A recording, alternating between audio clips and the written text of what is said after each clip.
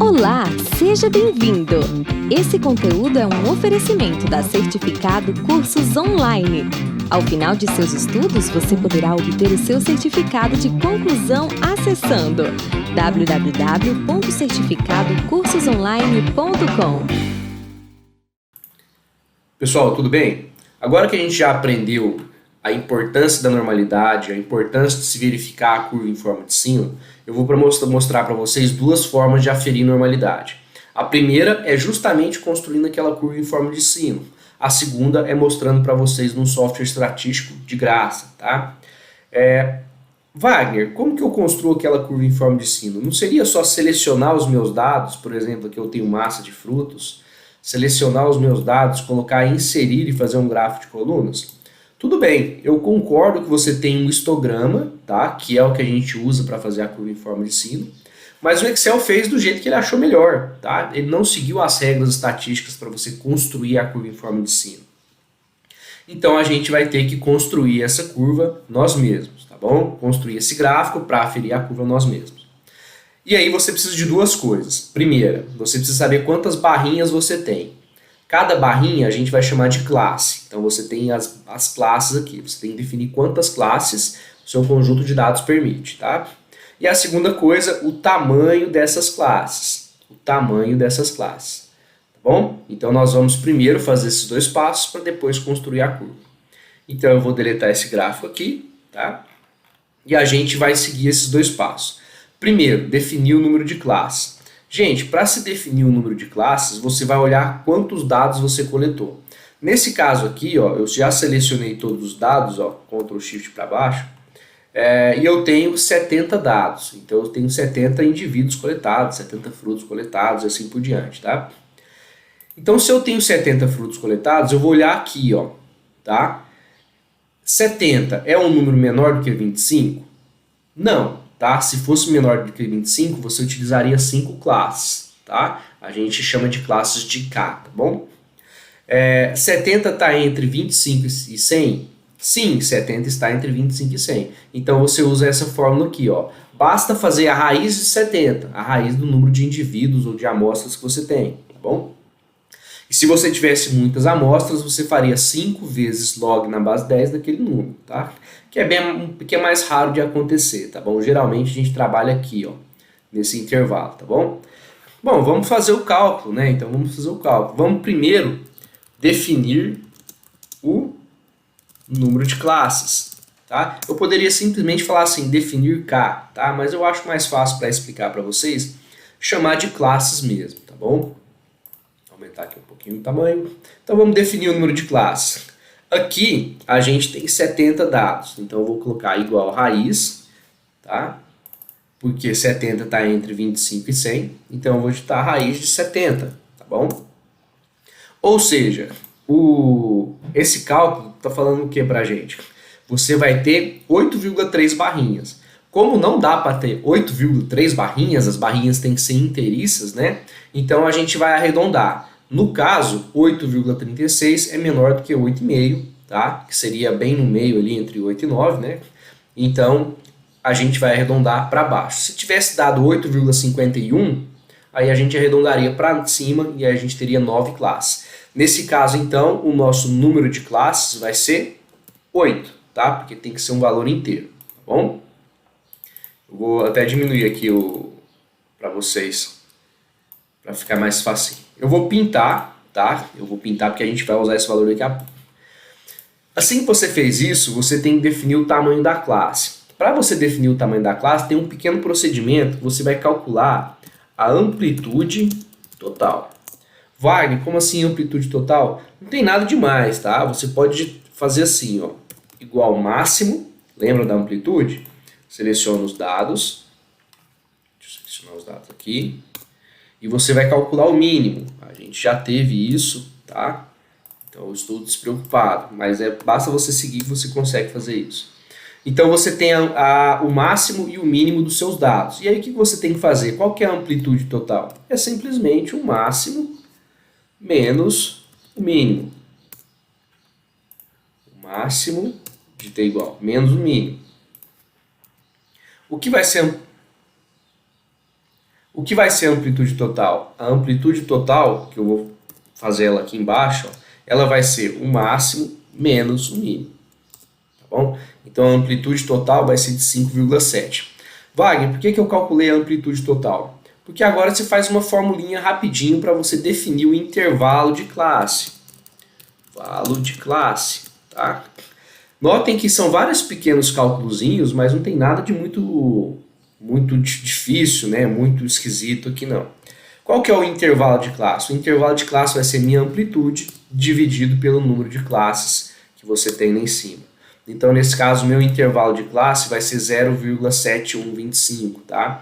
Acabou dando um número quebrado aqui.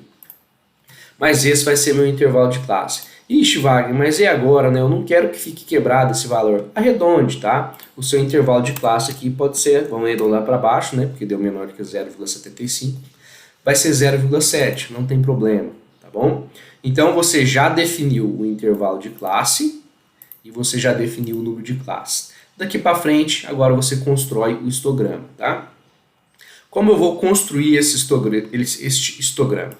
Pessoal, a gente faz assim, ó. A gente pega o menor valor que você tem, 0,8, e aí você vai procurar no seu teclado esse símbolo aqui, ó. O que esse símbolo significa? Que você está incluindo o 0,8, tá? E aí você vai colocar 3 tracinhos assim e vai pegar 0,8 mais 0,7, que é o tamanho do intervalo de classe. Então vai chegar, você dá um espaço aqui, 1,5. Wagner, que doideira é essa que você está mostrando para a gente? É a mesma coisa de você escrever 0,8, ó, de 0,8 a até 1,5, ok? Seria a mesma coisa de eu escrever assim, mas fica muito longo na hora da gente fazer o gráfico, né? Isso fica meio grande. Então o que a gente faz? A gente usa essa simbologia, não que você precise sempre usar a mesma simbologia, tá? Mas é uma forma aí de tornar um pouco mais fácil. Notem que o 0,8 entra, tá? E 1,5 não. Tá, Wagner, mas e qual que vai ser o seu próximo intervalo de classe? 1,5, aí você coloca aquela barrinha, dá 3 hífens, mais 0,7, então dá 2,2. E assim você vai construindo. Qual que vai ser o próximo intervalo? Pensa vocês aí, tá? Tenta raciocinar. Vai ser 2,2 até 2,2 mais 0,7, então 2,9. Não se preocupem se os valores ficarem dessa maneira aqui, né? Não ficar exatamente no meio ou exatamente terminando com 0, tá? O próximo, 2,9, 2,9 mais 0,7, 3,6. E assim você vai construindo os seus intervalos de classe, tá? Mais 0,7, 4,3. Opa, 4,3. 5,0. 5,0. 5,7. E 5,7. 6,3. Vamos contar quantas classes a gente já fez aqui, né? Ó, selecionei os dados, eu já fiz 8 classes, tá? Uma coisa que é interessante vocês notarem, tá? Como aqui eu fiz um intervalo de classe menor, né? Eu arredondei para baixo. Um dos valores, 6,5, vai ficar fora aqui, tá? Vai ficar fora. Para esses casos, você pode tomar várias decisões, tá?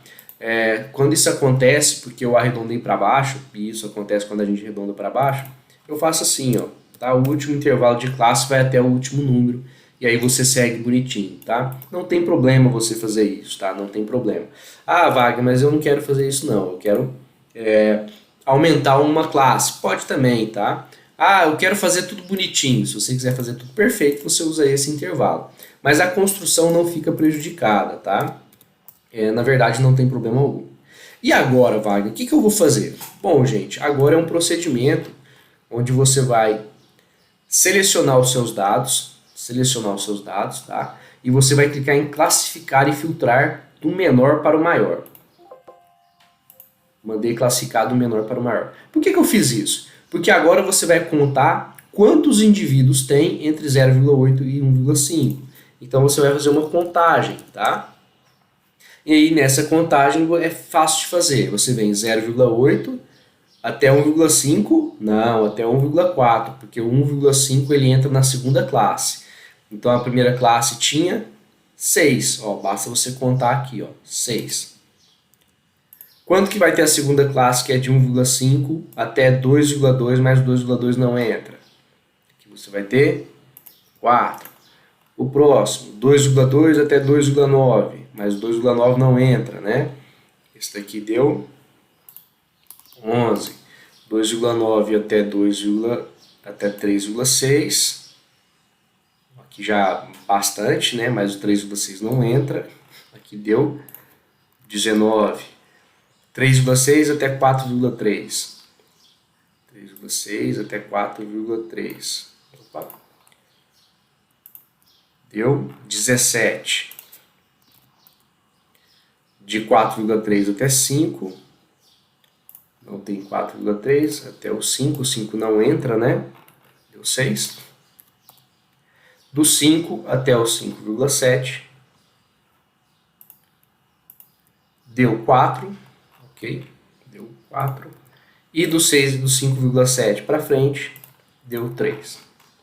Então, o que vai acontecer? Aqui você já fez a contagem dos indivíduos. Tá? Aqui eu vou mostrar para vocês, eu acredito que seja mais simples. Tá? Você vem aqui, ó, em gráficos e você vai fazer um gráfico de coluna. Tá bom? Então você vai fazer um gráficozinho de colunas aqui. Bem simples assim. Tá? Esse gráfico de colunas, como você pode perceber, ele vai estar com os intervalos aqui, tá? Esses intervalos, eles estão meio grudadinhos, daqui a pouco eu mostro para vocês como desgrudar. Mas agora o procedimento é o seguinte, você clica aqui, ó, você seleciona essa barrinha aqui, você vai clicar com o botão direito, formatar série de dados, ele vai aparecer uma caixa aqui do seu lado, tá? O que essa caixa vai fazer? Você vai clicar aqui, ó, você vai clicar aqui nessas barrinhas, tendo selecionado as classes, tá? E se você começar a mexer nesses dados aqui, ó, você vai perceber que você consegue mudar o tamanho dessas barras, tá? Então aqui você consegue colocar uma distância entre as barras, ó. Ou você pode colocar sem distância nenhuma. Se você colocar sem distância nenhuma, tá feito o seu histograma, tá bom? E aí eu pergunto para vocês, né? Esse gráficozinho, ele lembra uma curva em forma de sino, tá? Pessoal, ele lembra, tá? Um pouquinho, não é tão perfeito, não ficou aí perfeitamente, né, uma curva em forma de sino, mas ele lembra uma curva em forma de sino, tá? Existem outras possibilidades de você tentar fazer essa curva em forma de sino, tá? Tem várias formas aqui no Excel, tá bom? Você pode, por exemplo, fazer um gráfico de linhas, tá? Então, quando eu faço um gráfico de linhas, ó, talvez fique até mais claro que se assemelha, sim, a uma curva em forma de sino, tá bom? Então, aparentemente, esses dados não têm muitos problemas e você pode aplicar estatísticas nele, tá? Ok, Wagner, mas e se os dados forem muito longos ou forem um pouco confusos? Aí você vai fazer num software, tá bom?